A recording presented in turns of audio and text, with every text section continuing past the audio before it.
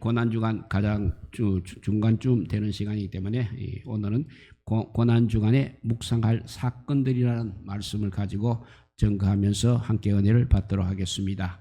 우리가 잘 아는 대로 지난 주일인 종료주일부터 시작하여 일주일간을 우리는 고난주간이라고 말하고 있습니다. 가톨릭에서는 이 종료주일을 성지주일 혹은 사제주일이라고도 합니다.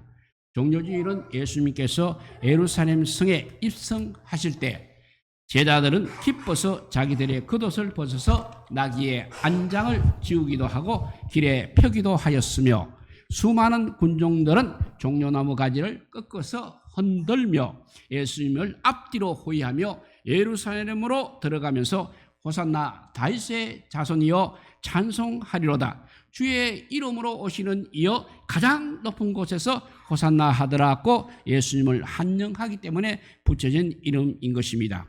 호산나라는 말의 뜻은 지금, 지금 우리를 구원하소서라는 뜻입니다. 우리나라 말의 만세라는 말과 비슷하다고 할 수 있겠습니다. 또 종려나무는 키가 20여 미터나 되는 간상수입니다. 참으로 아름다운 열매입니다. 그래서 아가서 7장 7절에 보면 사랑하는 사람의 키와 유방을 가리켜 종려나무 같다고 그렇게 표현을 하였습니다. 여리고 성은 또 종려나무가 너무 많아서 종려도시라고도 합니다. 가톨릭 교회에서는 종려나무를 성별하여 거룩한 나무, 성수라고도 하는 것입니다.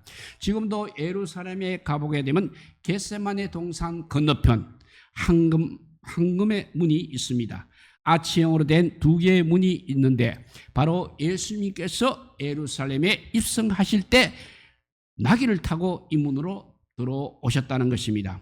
그래서 오늘은 지금으로부터 2000년 전 예수님께서 나귀 타시고 예루살렘에 오실 때 수천 명의 군중들이 종려나무 가지를 흔들며 호산나를 부르면서 예수님을 환영하던 바로 그 예루살렘의 모습을 생각하면서 오늘의 우리들도 이 고난주간을 맞이해서 주님의 이 시간, 주님께서 이 시간 우리들의 마음에 주님을 이 시간 우리들의 마음에 영접하는 귀한 시간이 되어야 하겠습니다. 예수님께서는 마태복음 10장 40절 41절에 이렇게 말씀하셨습니다. 너희를 영접하는 자는 나를 영접하는 것이요 나를 영접하는 자는 나 보내신 이를 영접하는 것이니라. 선지자 이름으로 선지자를 영접하는 자는 선지자의 상을 받을 것이요 의인의 이름으로 의인을 영접하는 자는 의인의 상을 받을 것이라고 말씀하셨습니다. 그러니까 누구를 우리가 영접하는 자에 따라서 우리의 인격이 달라진다는 것입니다. 또 누구와 함께 어울리느냐에 따라서 우리의 인품이 달라진다는 것입니다.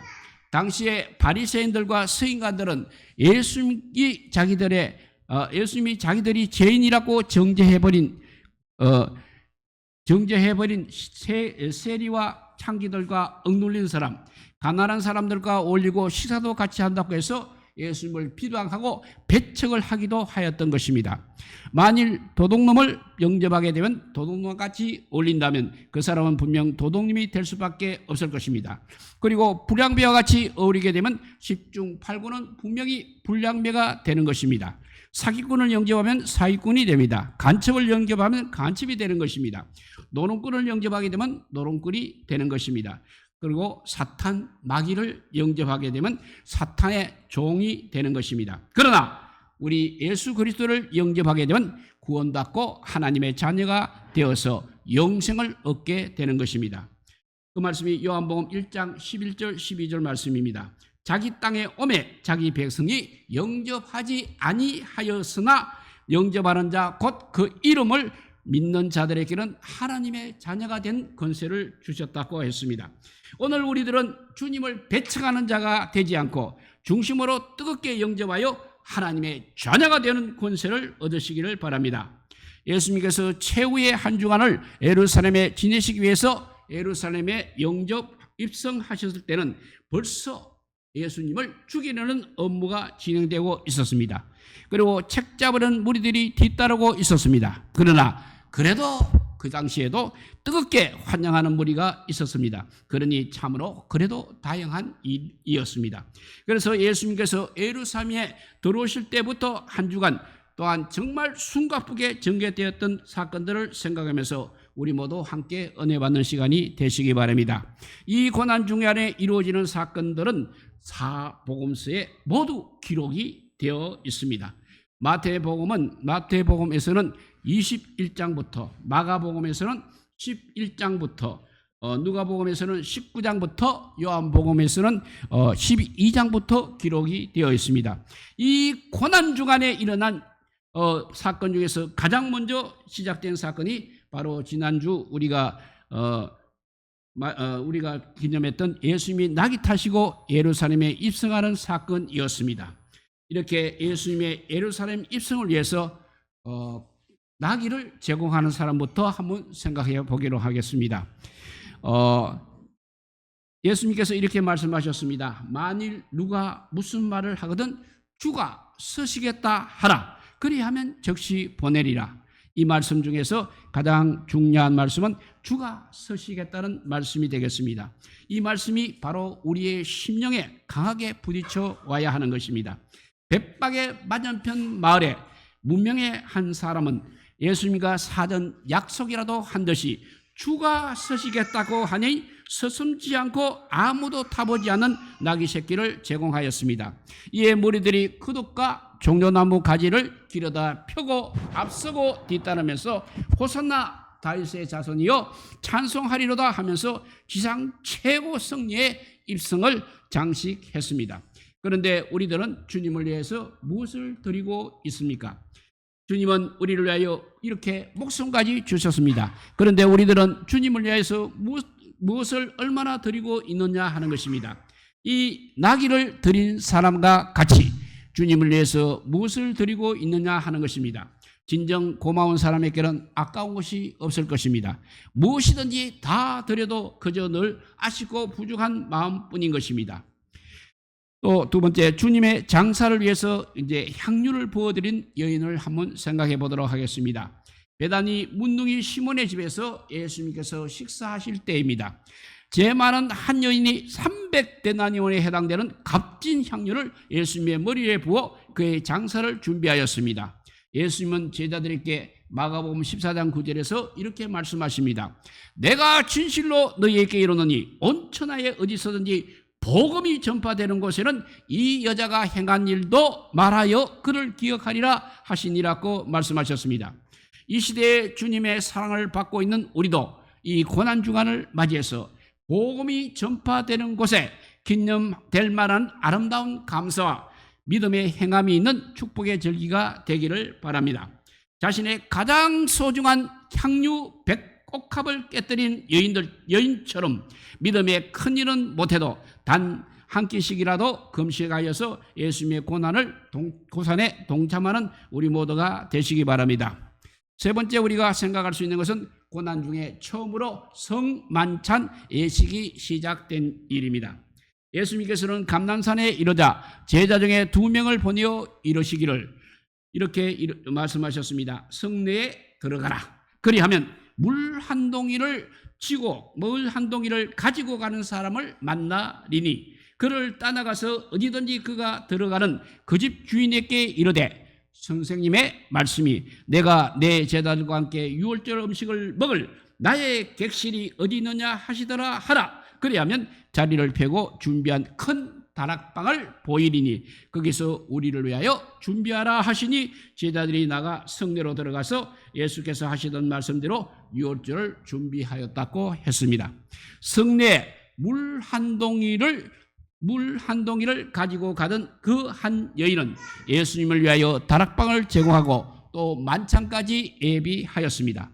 그래서 마태복음 8장 20절에 보면 예수께서 이르시되 여우도 굴이 있고 공중의 새도 거처가 있으되 인자는 머리 둘 곳이 없다고 하시더라고 탄식하신 예수님께 큰 다락방을 제공하여 예수님은 제자들과 함께 지상 최후의 유월절 만찬을 잡수시면서 그의 몸과 언약의 피를 기념하는 예식을 행할 수 있게 되었던 것입니다.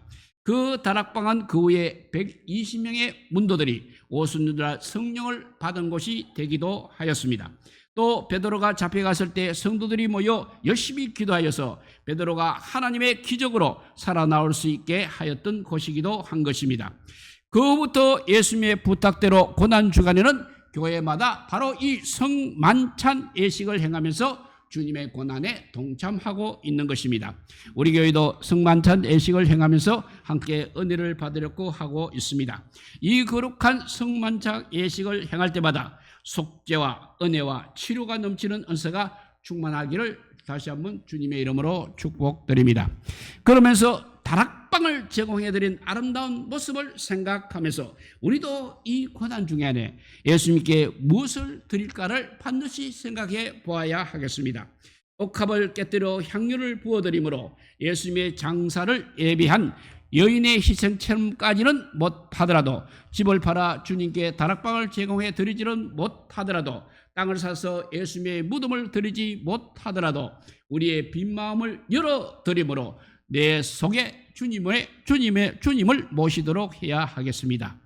이제 네 번째입니다. 네 번째는 겟세마네 동상에서 기도하시는 주님의 모습을 우리는 반드시 기억해야 하겠습니다. 성지 예루살렘에 가면 동쪽에 감난산이 있습니다. 거기에 겟세마네 동상이 있습니다. 거기에는 아주 오랜 감람나무들이 여러 그루가 있는 것입니다. 그 중에서 제일 오래됐다고 전해지는 나무가 있습니다. 그 감람나무를 사람들이 애통의 나무라는 이름을 붙여 주었습니다. 그 감람나무 옆에는 기념 예배당이 있고 그 안에 큰 바위가 있습니다. 이 바위가 바로 예수님이 기도하실 때 엎드려 기도하신 바위라고 전해져 내려오고 있는 것입니다. 겟세마네라는 이름의 뜻은 우리가 아는 대로 기름 짜는 틀이라는 뜻이 있습니다. 주님께서는 여기서 자신의 몸에 진액을 짜시며 기도하심으로 우리들은 이 겟세마네 동산을 기억할 때마다 새로운 은혜를 잊게 되는 것입니다. 예수님께서는 6월절 최후의 만찬을 제자들과 함께 마치시고 감난산으로 올라가셨습니다. 그 중에는 베드로와 야고보와 요한 3명의 제자들은 끝까지 데리고 가셔서 죽음을 앞둔 최후의 기도를 드리셨던 것입니다. 몇 시간 후면 이제 가룟 유다의 배신으로 체포되어 재판을 받고 사형정으로 끌려가실 주님이십니다.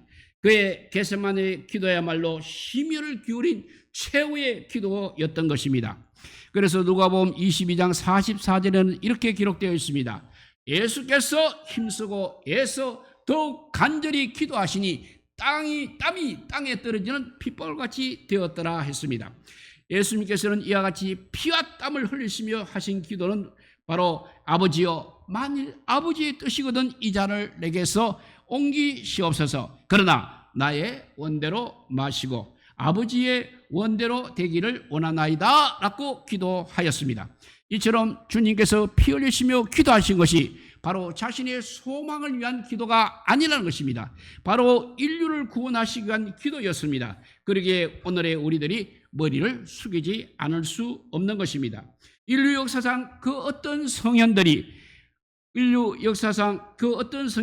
어떤 또 유인들이 어떤 종교가들이 이와 같은 기도를 한 사람이 있는 것입니까? 우리 주님께서는 이렇게 이 동산을 자주 찾으셨던 것입니다. 그러므로 가룟 유다도 이곳을 잘 알고 있었다고 했습니다. 우리는 오늘 이 겟세마네 동산에서 기도하시는 우리 주님의 모습을 다시 생각하고 주님의 음성을 다시 듣게 되는 은혜를 우리 모두 받으시기를 바랍니다. 겟세마네 동산에서 주님은 고민하고 슬퍼하셨다고 했습니다.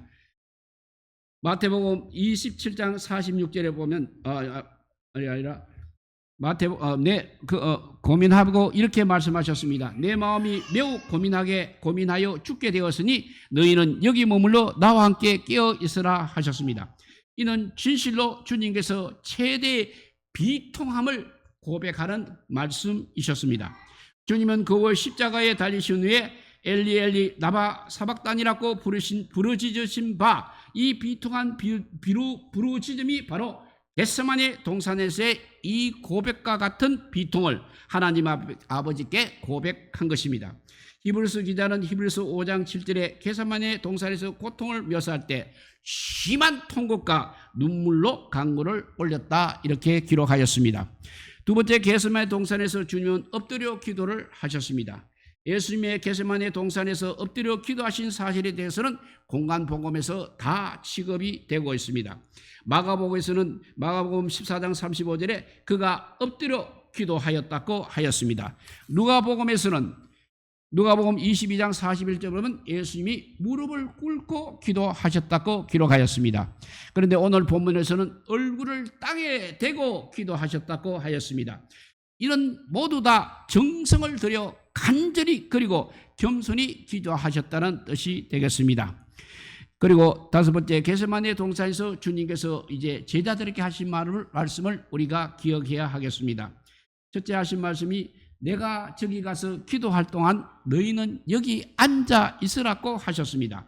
예수님께서 겟세마네 동산에서의 기도하실 때 제자 8명은 산 아래에 두시고 또 베드로와 요한과 야고보 3명의 제자만을 대동하시고 올라가 돌 하나 던질 만큼 떨어져 기도하셨습니다. 그 기도의 내용이 누가복음 22장 41절에서 43절에 기록되어 있습니다. 읽어보면 그들을 떠나 돌 던질 만큼 가서 무릎을 꿇고 기도하여 이르시되 아버지여, 만일 아버지의 뜻이거든 이 잔을 내게서 옮기시옵소서. 그러나 나의 원대로 마시옵고 아버지의 원대로 되기를 원하나이다 하시니 천사가 하늘로부터 예수께 나타나 힘을 더하더라 하였습니다. 그리고 주님은 제자들의 자리를 이렇게 지정해 주셨습니다. 가룟 유다는 떠나갔습니다. 그리고 8명의 제자들은 동산 아래에 두었습니다. 마데로와 요한과 야고보는 겟세마네 동산까지 데려갔습니다. 그렇지만 또 주님과 거리를 띄웠습니다. 이것은 오늘날 교회의 모습을 가르쳐 주신 것입니다. 우리는 여기서 우리에게 맡기신 신분과 위치와 사명을 각기 깨달아 있는 자리에서 자기 책임에 대한 충성함이 마땅한 줄 믿습니다. 두 번째 말씀하신 것은 시험에 들지 않게 깨어있어 기도하라고 하셨습니다. 오늘도 이와 같이 명령하시는 우리 주님의 명령을 반드시 기억하시기 바랍니다. 우리는 깨어있어 믿음을 굳게 지켜야 하는 것입니다. 그러나 제자들은 불행히도 여기서 실패를 하고 말았습니다. 제자들은 잠만 자고 있었습니다. 그래서 세 번째 예수님은 이제는 자고 쉬라고 하셨습니다. 마가복음 14장 41절에 보면 예 제자들에게 오사 이르시되 이제는 자고 쉬라. 그만 되었다. 때가 왔도다. 보라 인자가 죄인의 손에 팔리느니라. 일어나서 함께 가자. 보라 나를 파는 자가 가까이 왔느니라 했습니다. 제자들은 이 위기에서 주님을 따르면 그대로 실패하고 말았다는 것입니다. 자기의 직분을 제대로 못 지키고 깨어 기도하지 아니하던 그 제자들은 급히 일깨워 같이 가자고 하시는 주님의 음성을 듣고 일어나 주님을 따른 것이 아니라 엉뚱하게 말고의 길을 자르고 다 흩어져 달아났습니다. 마침내 그리고 주님을 부인하는 데까지 이르렀던 것입니다. 오늘 우리는 이 겟세마네 동산에서 주님을 바로 바라보며 시험에 들지 않게 깨어서 기도하는 성도가 되어서 제자들처럼 실패 없이 믿음의 성도들이 다 될 수 있기를 주님의 이름으로 축복드립니다. 이제 말씀을 정리해 봅니다. 만왕의 왕 예수님께서 나귀를 타시고 예루살렘으로 입성하실 때 많은 사람들이 모였습니다. 그 중에는 예수님을 환영하는 사람도 있었고 또 예수님을 죽이려고 하는 무리도 있었습니다. 그러나 예수님을 향하여 호산나 다윗의 이름으로 오시는 왕이여를 부르면서 환영한 사람들은 불과 일주일도 못 되어서 십자가에 못 박게 하소서 하며 배신하는 사람들이었습니다. 그렇지만 오늘의 우리들은 절대로 주님을 환영하는 마음이 변하지 말아야 하겠습니다. 그 주님은 우리 모두의 죄를 위하여 십자가의 고난의 선자를 받으셨습니다. 참혹한 십자가의 고통을 당하셨습니다. 그리고 이 고난 중간을 맞이하여 우리는 다시 한번 우리 가슴에, 우리 교회에, 우리들의 가정에 이 예수님을 반드시 영접해야 하겠습니다. 예수님께서 나를 구원하시려고 십자가의 고난을 당하셨다는 사실을 내 가슴으로 뜨겁게 믿어야 하는 것입니다. 그럴 것이다 라고 추상적으로 간접적으로 그렇게 생각하지 마시고 이 사실이 믿어져서 십자가 소리만 듣게 들어도 가슴이 뭉클어지고 눈물이 쏟아져야 하는 것입니다. 베다니 마을에 나귀를 드린 사람들 같이, 그리고 겉옷을 벗어서 주님 앞에 깔고 종려나무 가지를 흔들며 호산나를 부르는 마음으로 이 시간 우리 모두 주님을 영접하시기를 주님의 이름으로 다시 한번 축복드립니다. 그리고 오늘 이 시간 주님께서 흘리신 보혈의 의미가 내게 어떤 관계가 있는지를 마음속 깊이 생각해 보시기 바랍니다. 주님의 흘리신 보혈은 바로 우리들의 죄값으로 흘리신 것입니다. 이 보혈로 인하여 죽어야 할 몸이 살아났다는 것입니다. 내가 죽어야 할 것을 우리 주님께서 대신해 주신 그 은혜를 받고도 어찌 무감각한 상태로 있어서야 어찌 하겠습니까? 오늘 고난주간을 통하여 이 주님의 은혜에 만분의 1이라도 보답하는 의미에서 새로운 각오와 결심을 하시기 바랍니다. 주님의 고난 당하신 것을 추상적으로 또는 관념적으로만 생각할 것이 아니라 실제로 나에게 체험되어지는 이번 고난주간이 되시기를 주님의 이름으로 축복드립니다. 그래서 바울이 갈라디아서 6장 17절에 한 말과 같이 내가 내 몸에 예수의 흔적을 지니고 있노라고 한 것 같이 우리가 예수 그리스도와 함께 예수 그리스도의 고난이 우리 모두에게 체험되어지는 이번 주간이 되어서 더욱 은혜로 충만케 되기를 우리 주님의 이름으로 다시 한번 축복드립니다. 기도하겠습니다. 사랑의 하나님 감사합니다.